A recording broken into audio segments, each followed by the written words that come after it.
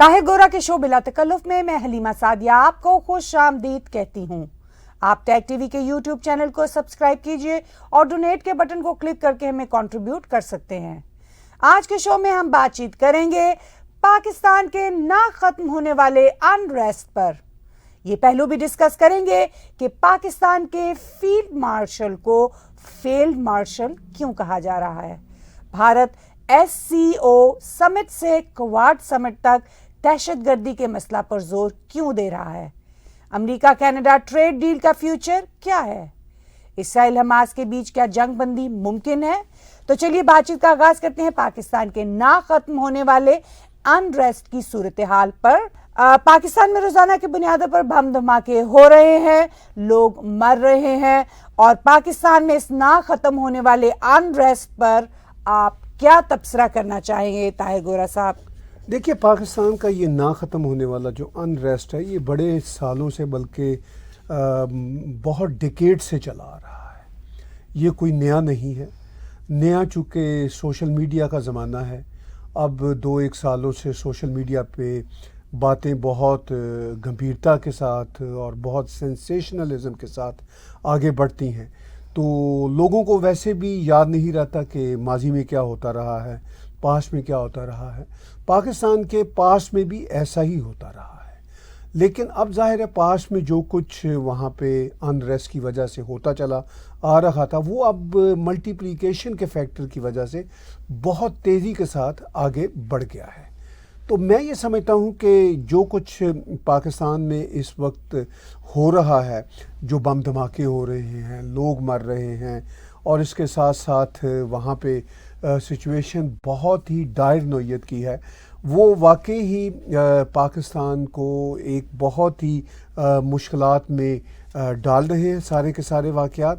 اور دیکھیے، یہ بات بھی جملہ برائے جملہ ہے کہ کہنا کہ پاکستان کو مشکلات میں ڈال رہے ہیں، یہ کوئی نئی بات تو ہے نہیں۔ پھر وہی بات میں دہراؤں گا کہ پاکستان میں جو کچھ ہو رہا ہے وہ کنٹینیوٹی ہے جو ایک زمانے سے ہوتا چلا آ رہا ہے، لیکن چونکہ اب وہاں پہ ایک تو جیسا میں نے ابھی کہا ملٹیپلیکیشن فیکٹر بڑھ گیا ہے، یعنی جو پاکستان کی ریاست ظلم کر رہی تھی بلوچوں پہ، پشتونوں پہ، سندھیوں پہ، مہاجروں پہ، وہ اب عمران خان کے ماننے والے پنجابیوں پہ بھی کر رہی ہے۔ تو اس وجہ سے اب جو ہے نا انریسٹ ہمیں زیادہ دکھ رہا ہے۔ جو ہو رہا تھا اس میں ملٹیپلیکیشن فیکٹر کے بڑھنے کی وجہ سے وہ چیزیں اور انٹینسیفائی ہو گئی ہیں، وہ چیزیں اور آگے بڑھ گئی ہیں۔ تو میں یہ سمجھتا ہوں کہ پاکستان کی ریاست نے جو اب تک بویا ہے اسی کی فصل کاٹ رہے ہیں۔ انہوں نے وہاں پہ لوگوں کے ساتھ ظلم کیے، لوگوں کے حقوق نہیں مانے، لوگوں کو آپس میں لڑایا۔ اب لوگ ریاست کے ساتھ بھی لڑ رہے ہیں اور آپس میں بھی لڑ رہے ہیں، اور اس کے ساتھ ساتھ وہاں پہ جو اب تک پاکستان کی ریاست، خاص طور پر پاکستان کی فوج نے جو بیج بوئے ہیں، ان کی وجہ سے اب یہ فصل پکی ہے کہ پاکستان کے لوگ، چاہے ریاست کے لوگ ہوں، وہ ایک دوسرے کے ساتھ متحارب ہیں۔ ابھی ہم نے دیکھا مستونگ پہ، یہ ابھی 3-4 روز کے واقعات ہیں، ہر ہفتے آپ ایسے واقعات اٹھا سکتے ہیں۔ ابھی 3-4 روز میں مستونگ جو بلوچستان کا ایک شہر ہے، اس پہ بلوچ ریبلز نے قبضہ کر لیا کچھ گھنٹوں تک، اور پھر وہ جب قبضہ انہوں نے چھوڑا تب تک معلوم ہوا کہ وہ اس شہر کے بیشتر بینک، سرکاری دفتر، تھانے وغیرہ برباد کر چکے تھے۔ تو ظاہر ہے ان سب کو اب ٹھیک سے دوبارہ سے بنانے میں وقت لگے گا۔ اچھا، اسی طرح پھر ہم نے دیکھا کہ باجوڑ پہ ایک خودکش حملہ ہوا، وہ وہاں پہ اسسٹنٹ کمشنر مارے گئے۔ اچھا، اسی طرح پھر ہم دیکھتے ہیں کہ کچھ دن پہلے وزیرستان میں، غالباً 3 دن پہلے وزیرستان میں ایک شدید حملہ سیکورٹی کے لوگوں پہ ہوا، اس میں کئی لوگ مارے گئے۔ تو میں یہ سمجھتا ہوں کہ یہ جو آئے دن پاکستان میں جو کچھ ہو رہا ہے، اس کی ذمہ داریاں اب وہ بھارت پہ ڈالنا شروع کر چکا ہے، یعنی جو اس کا اپنا فیلئر ہے، اس ریاست کا جو فیلئر ہے وہ اب بھارت کے اوپر ڈال دیں۔ اچھا، اگر بھارت اتنا ہی اسٹرانگ ہے، بھارت ہی پاکستان کے اندر ہر بم دھماکے کا، ہر ٹیررسٹ ایکٹ کا ذمہ دار ہے، تو پھر بھارت کو ہی پاکستان کی حکومت دے دینی چاہیے۔ بھارت پاکستان کے اوپر الزام لگاتا ہے چونکہ بھارت کے اندر اس طرح کے واقعات بہت اکا دکا ہوتے ہیں، کبھی کبھار ہوتے ہیں، اور بھارت ان کو ٹالریٹ نہیں کرتا، برداشت نہیں کرتا۔ اب دیکھیے اسکرین پہ آپ اور میں اور سارے ویورز دیکھ رہے ہیں یہ باجوڑ کا واقعہ کہ کس طرح وہاں پہ گاڑیاں جا رہی ہیں اور ایک دم سے کوئی ایک موٹر سائیکل آتی ہے اور وہ پھر وہاں پہ بم بلاسٹ ہوتا ہے۔ یہ آپ دیکھیے وہ بم بلاسٹ ہوتے ہوئے پھیل رہا ہے۔ یہ CCTV کی فوٹیج ہے جو لوگ خود ہی ریلیز کر رہے ہیں، بیکاز ان کے لیے یہ سب کچھ روٹین کا بھی ہے، شاکنگ بھی ہے، اور ان کو سمجھ نہیں آتی کہ بھئی یہ کیسے اس ملک کے معاملات کو اور حالات کو قابو پائیں گے۔ یہ میں پاکستانی عوام کی بات آپ کو بتا رہا ہوں۔ تو یہ باجوڑ کا واقعہ ہے۔ اس سے پہلے ہم سکرین پہ ہی دیکھ رہے تھے کہ کس طرح واقعات ہوئے ہیں مستونگ میں۔ یہ ینگ چیپ اور دوسرے پولیس افسر مارے گئے، ینگ چیپ جو بیچ میں تھے، اسسٹنٹ کمشنر تھے۔ یہ ریبلز ہیں جو مستونگ پہ چڑھ دوڑے۔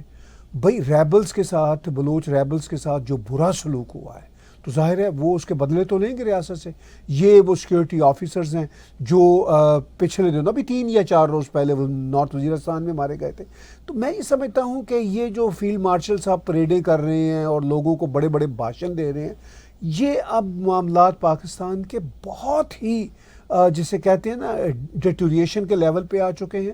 تباہی کے دہانے پہ پہلے بھی کھڑا تھا، اب ذرا مزید تباہی کے دہانے پہ پاکستان آن کھڑا ہوا ہے۔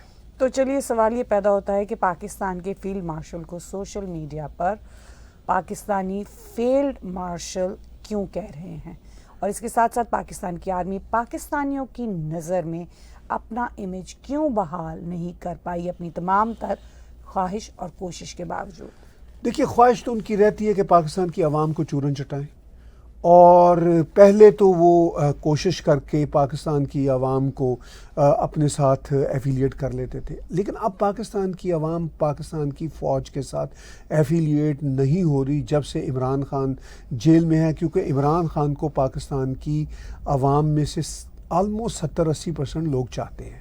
اب وہ جیسے بھی پولیٹیکل لیڈر ہیں ان کے بھی بہت مسائل ہیں، لیکن بہرحال ان کو عوام چاہتے ہیں۔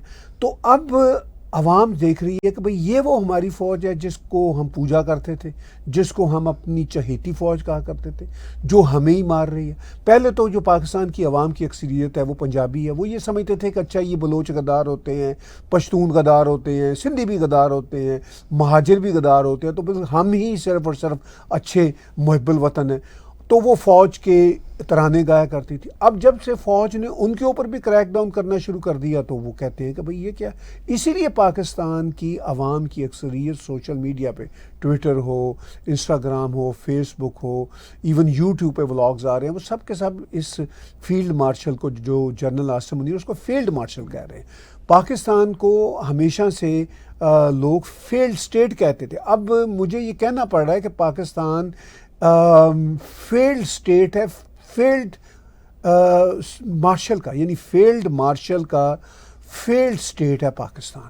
تو اب پاکستان کے اوپر 2 ایلیگیشنز ہیں، یا 2 ان کے اوپر ایک طرح سے نیریٹو بلٹ ہو گئے ہیں۔ ایک تو یہ کہ وہ فیلڈ سٹیٹ تھا اور ہے، اور اس کا جو فیلڈ مارشل ہے وہ انفیکٹ فیلڈ مارشل ہے۔ تو یہ سچویشن اس لیے لوگ لکھ رہے ہیں کہ لوگ صاف دیکھ رہے ہیں کہ بھئی انریسٹ اتنا ہے، اور یہ کہتے ہیں جی کہ بھارت سب کچھ کراتا ہے، ٹیررزم جتنی یہاں پہ ہوتی ہے، جتنے بم بلاسٹ ہوتے ہیں بھارت کراتا ہے۔ تو پاکستان میں تو ٹیررزم، بم بلاسٹ تو ہر وقت ہوتے رہتے ہیں۔ میری پاکستان میں خیبر پختونخوا اور بلوچستان میں بہت سے ہمارے جنرل ساتھی ہیں، ان سے واٹس ایپ پہ بات بھی ہوتی رہتی ہے۔ وہ بیچارے اپنا نام کہتے ہیں کہ نام ہمارا بتائیں، وہ کہتے ہیں کہ ہم یہاں پہ گراؤنڈ ریالٹیز یہ ہے کہ یہ جو سب باجوڑ میں، نارتھ وزیرستان میں اور بلوچستان میں ہو رہا ہے، یہ پاکستان کی ریاست کی غلط پالیسیوں کی وجہ سے، اور جو یہ وہاں پہ لوگوں کو آپس میں لڑاتے ہیں، اس کے نتیجہ میں پھر وہ گروپ آپس میں بھی لڑتے ہیں اور ریاست کے ساتھ بھی لڑتے ہیں،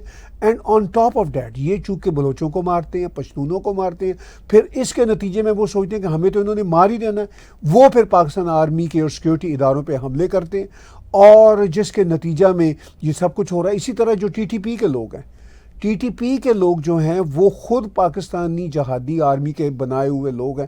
اب ان کے ساتھ بہت سارے اختلافات ہیں۔ انہوں نے ان کو مارا، اب جواب میں وہ ان کو مارتے ہیں، پھر یہ ان کو مارتے ہیں، پھر وہ ان کو مارتے ہیں. تو یہ ایک قبائلی مار دہاڑ کی وہاں پہ فضا بن چکی ہے، خاص طور پر بلوچستان اور خیبر پختونخوا میں، جو رکنے والی نہیں ہے.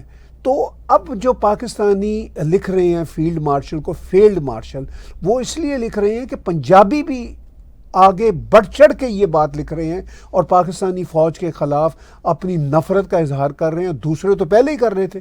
اب وہ یہ سب کہہ رہے ہیں کہ یہ فیلڈ ریاست کی، فیلڈ آرمی کے فیلڈ مارشل ہیں.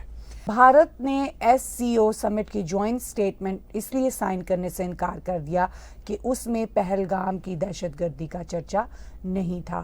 ابھی کواد کی سٹرونگ شبدوں میں نہ صرف پہلگام کی دہشت گردی کو کنڈیم کیا بلکہ اس بار ٹیررزم کو بھی کال آؤٹ کیا. آپ اس سارے معاملے کو کیسے دیکھتے ہیں، اس ساری صورتحال کو، کیونکہ اس کے اوپر بہت سارے چرچا ہے؟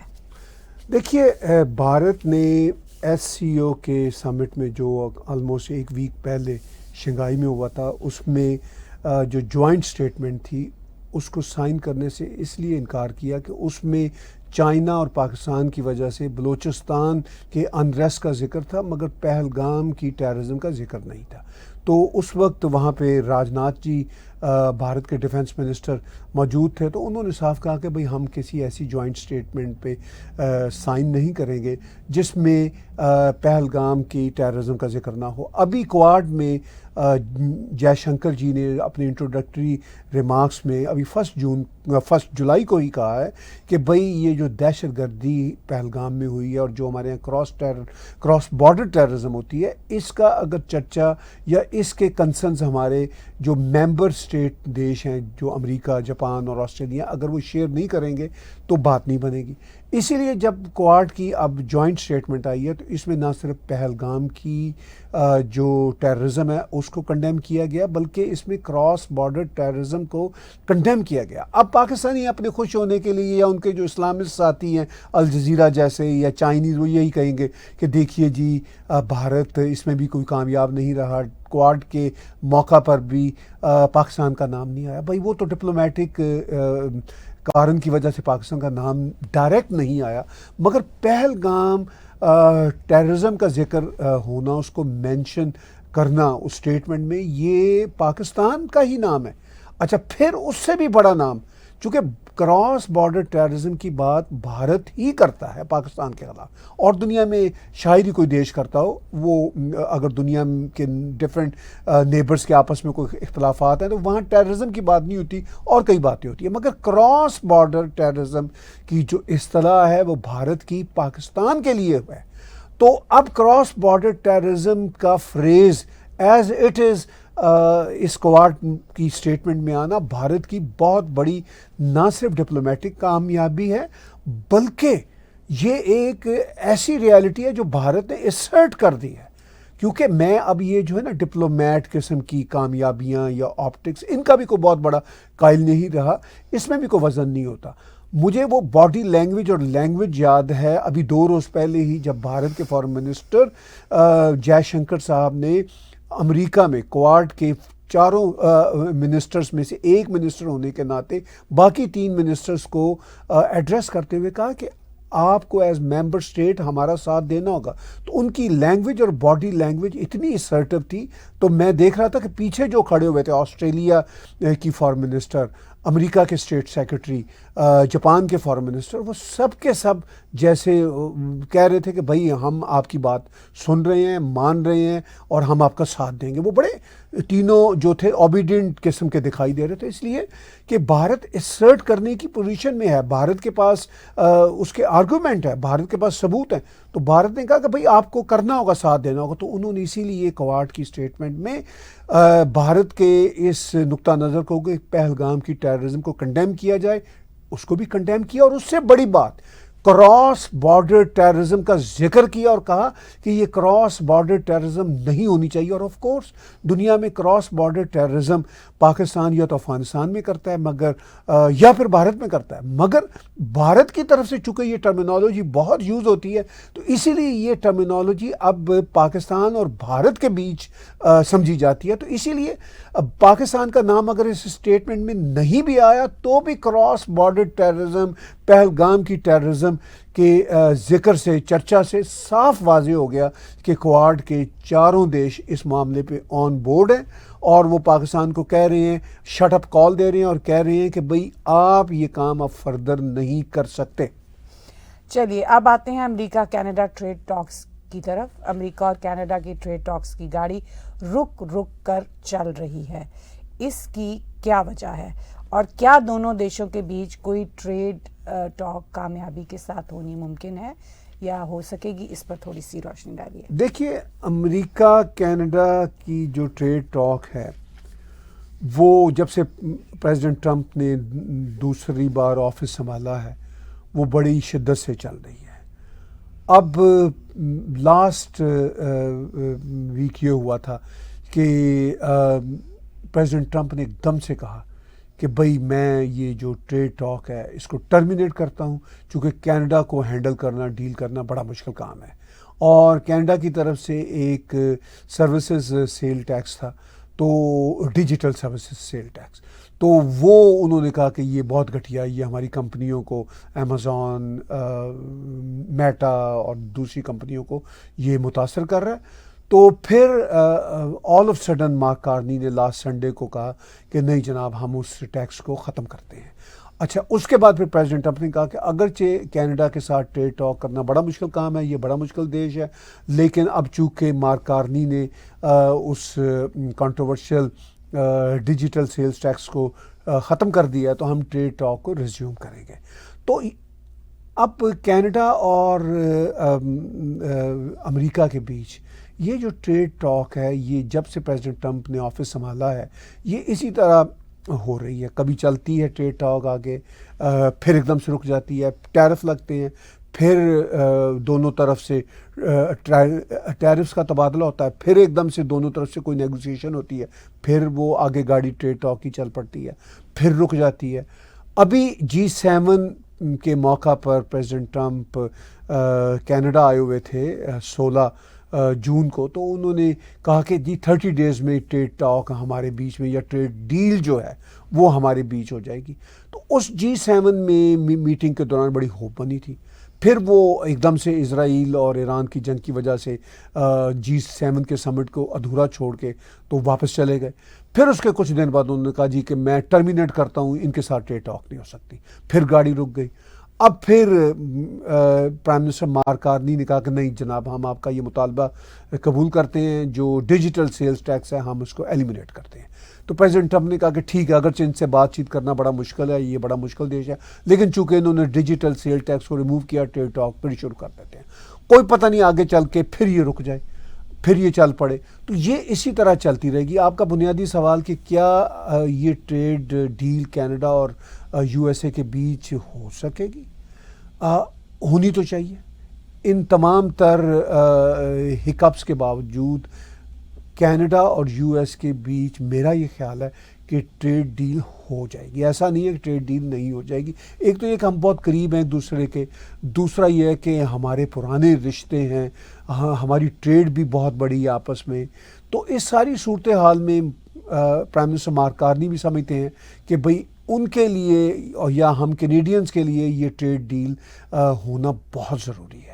اور پریزیڈنٹ ٹرمپ کا تو یہ سٹائل ہے کہ وہ مکمل طور پر جسے کہتے ہیں خون نچوڑتے ہیں اور اپنی بات کو آخری حد تک لے کے جاتے ہیں اور کہتے ہیں کہ میں اپنی ساری باتیں منواؤں گا.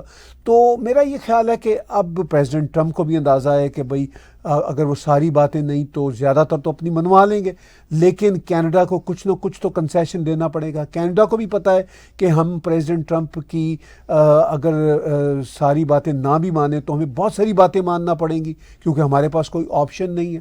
تو اس وجہ سے اس بات کا امکان ہے کہ ان ہکپس کے باوجود گاڑی کے چلتے رہنے اور پھر رک جانے, پھر چلنے, پھر رک جانے کے باوجود امکان ہے کہ ٹریڈ ڈیل ہو جائے گی اور پھر گاڑی شاید چلتی رہے، لیکن جب تک پریزیڈنٹ ٹرمپ ہیں میں یقین سے کہہ سکتا ہوں کہ گاڑی دونوں دیشوں کے بیچ رشتوں کی جو گاڑی ہے وہ سموتھ نہیں چلے گی، وہ اسی طرح ہکپس بھی آتے رہیں گے۔ پچھلے دنوں پریزیڈنٹ ٹرمپ ایران اور اسرائیل کے بیچ سیز فائر کروانے میں کامیاب ہو گئے، تو اب انہوں نے اسرائیل اور حماس کے بیچ سیز فائر کرانے کا بیڑا اٹھایا ہے۔ کیا وہ اس میں بھی کامیاب ہو سکیں گے یا اس کی پاسبلٹیز نظر نہیں آتی؟ دیکھیے، حماس اور اسرائیل کے بیچ ایک بار انہوں نے کچھ دنوں کی سیز فائر کروائی تھی، اور اس سیز فائر کے نتیجے میں جو ہاسٹیج تھے اسرائیل کے وہ رہا ہوئے تھے اور حماس کے قیدی رہا ہوئے تھے، لیکن وہ پھر سیز فائر زیادہ دیر نہ چل سکی۔ اسرائیل نے کہا کہ بھئی حماس نے وائلیٹ کیا ہے، تو پھر انہوں نے اٹیک کر دیا تھا۔ اب حماس تو انپریڈکٹیبل ہے۔ آج ہی اسرائیل کے پرائم منسٹر نتن یاہو نے یہ کہا ہے کہ بھئی یہ جو حماس ہے اس کا کافی حد تک خاتمہ ہو چکا ہے، اور جو باقی رہ گیا میں ان کا بھی خاتمہ کروں گا۔ تو وہ تو اپنی سیز فائر حماس کے ساتھ جو ہونے والی بات ہے اس میں تو صاف کہتے ہیں کہ بھئی میں حماس کا مکمل طور پر خاتمہ کروں گا۔ اب حماس کا ویسے بہت حد تک خاتمہ ہو چکا ہے۔ حماس کے وہ لوگ جو ابھی بھی سین میں ہیں وہ وہی لوگ ہیں جو ایجپٹ یا قطر کے ذریعے اسرائیل سے انڈائریکٹلی ٹاک کر رہے ہیں، اور وہ اسرائیل کے ساتھ انفیکٹ آن بورڈ ہیں۔ کہنے کو تو وہ اسرائیل کے خلاف ہیں لیکن وہ آن بورڈ ہیں۔ تو اب جو ریاستوں کی آپس میں پالیٹکس ہوتی ہے یا جو جیو پالیٹکس ہوتی ہے بڑی کمپلیکیٹڈ ہوتی ہے، اس کے بارے میں ہم سمپلی یہ نہیں کہہ سکتے کہ یہ بلیک اینڈ وائٹ ہے، اس میں بہت کچھ گرے ہوتا ہے۔ تو اب یہ بات جو پریزیڈنٹ ٹرمپ نے ابھی 2 روز پہلے کہی، انہوں نے کہا جی کہ اسرائیل 60 دن کی سیز فائر کے لیے تیار ہو گیا۔ پھر انہوں نے کل کہا کہ میں حماس کو مشورہ دیتا ہوں کہ تم بھی سیز فائر کے لیے تیار ہو جاؤ ورنہ تمہارا بہت برا حشر ہونا ہے۔ اب اس ساری سیز فائر کے بیچ میں پڑے ہوئے ہیں ایجپٹ کے لوگ اور قطر کی گورنمنٹ۔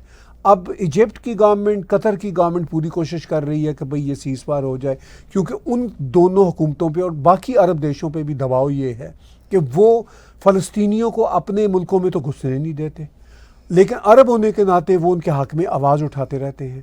تو ظاہر ہے ان کے بھی پبلک کنزمپشن کے لیے، ان کی اپنے ملکوں کی جو عرب جنتا ہے ان کو بھی خوش کرنے کے لیے کہ جی ہم یہ سیز فائر کرا رہے ہیں تاکہ غزہ پہ اٹیک نہ ہوں اور یہ لوگ جو ہے اب مطلب مرنے مارنے کی سچویشن سے باہر نکل آئیں، کیونکہ وہ خود تو ان کو سنبھال نہیں سکتے، خود تو ان کو ریفیوج دے نہیں سکتے۔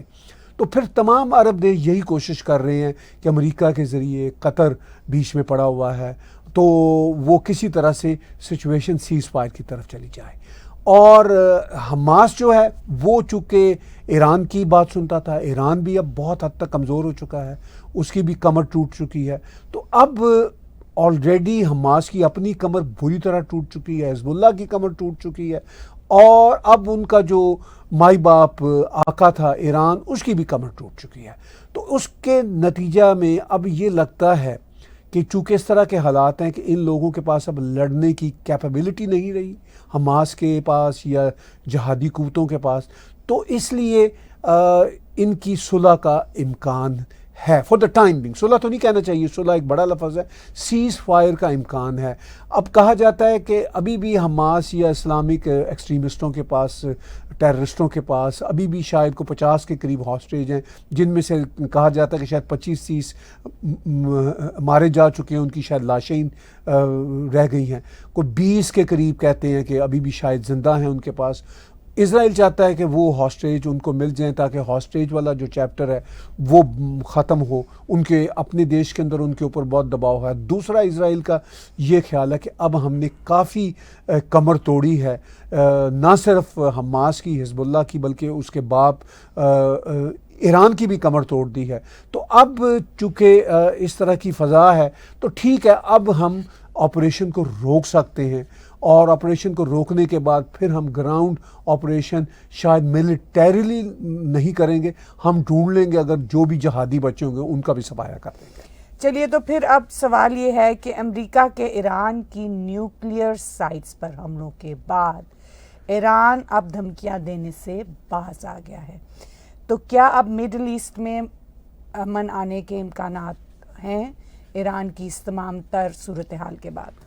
دیکھیے اپیرنٹلی تو یہی لگتا ہے کہ ایران اب دھمکیاں دینے سے باز آ گیا ہے. باقی ان کے نعرے جو ہیں death to Israel, death to America, تو وہ ایرانی جو رجیم ہے وہ بک بک کرتی رہے گی. اس حد تک امریکہ اور اسرائیل کو کوئی اعتراض نہیں ہوگا. پہلے وہ یہ دھمکیاں تھیں کہ جی ہم وائپ آؤٹ کر دیں گے، ہم یہ کر دیں گے، وہ کر دیں گے. ابھی خود ایران کا اتنا برا حال ہوا ہے، ایران کی نیوکلیر سائٹس پہ جو اٹیک ہوئے ہیں. اب ایران کا یہ کہنا جی کہ کوئی خاص اٹیک نہیں ہے، یا انٹرنیشنل اٹامک ایجنسی کے سربراہ کا کہنا جی کہ ایران ابھی بھی کچھ مہینوں بعد اس پوزیشن میں آ جائے گا کہ نیوکلیر انریچمنٹ کرے. ایران کے فارن منسٹر نے آج ہی کہا ہے کہ جی ہم نیوکلیر انریچمنٹ ضرور کرنا چاہیں گے، لیکن ہمارا جو پروگرام ہے وہ امن کے لیے ہے، ہم کوئی نیوکلیر بم نہیں بنانا چاہیں گے. اس طرح کی باتیں وہ پہلے بھی کر رہے تھے. لیکن چونکہ امریکہ نے ایران کے اوپر نیوکلیئر سائٹس کے اوپر خوفناک اٹیک کیے ہیں، اب تک امریکہ بھی دھمکیاں ہی دے رہا تھا ایران کو، لیکن اٹیک تو اس نے بھی نہیں کیا تھا. اور ایران بھی اسرائیل کو ہم دھمکیاں دے رہا تھا. ایران کا بھی اسرائیل پہ اس طرح کے اٹیک نہیں ہوا تھا جس طرح کا اٹیک اسرائیل کے اٹیک کے بعد ہوا تھا.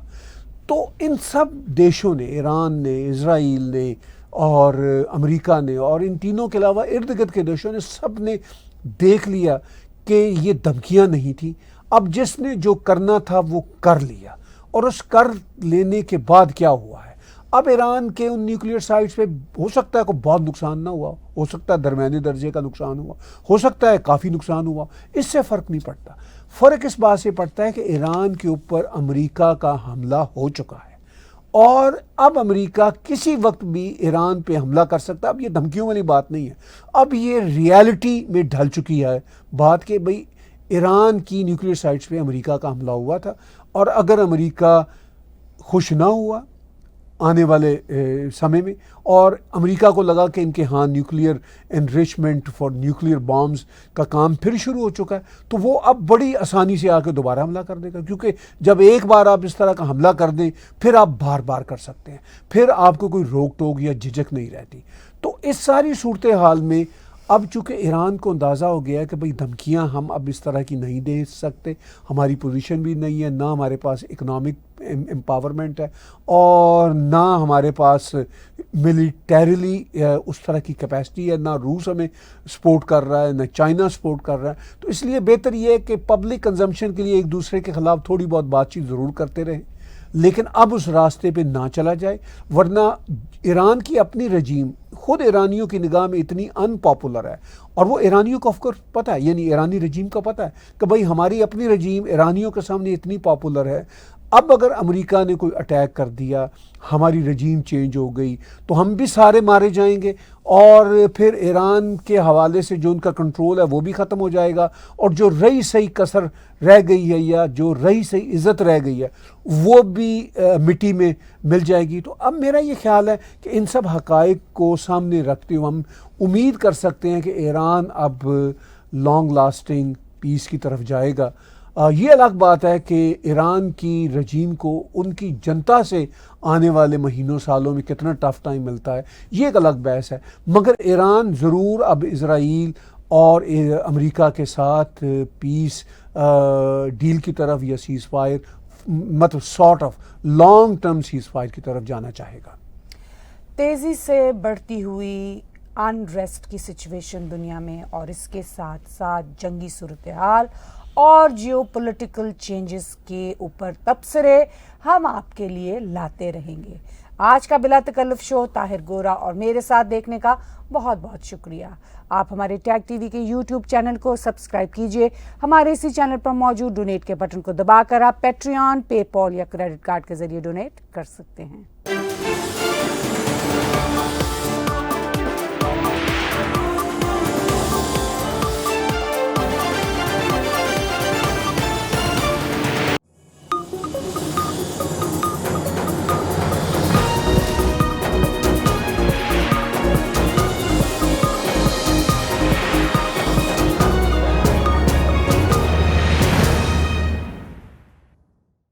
Subscribe Tag TV YouTube channel and press the notification button.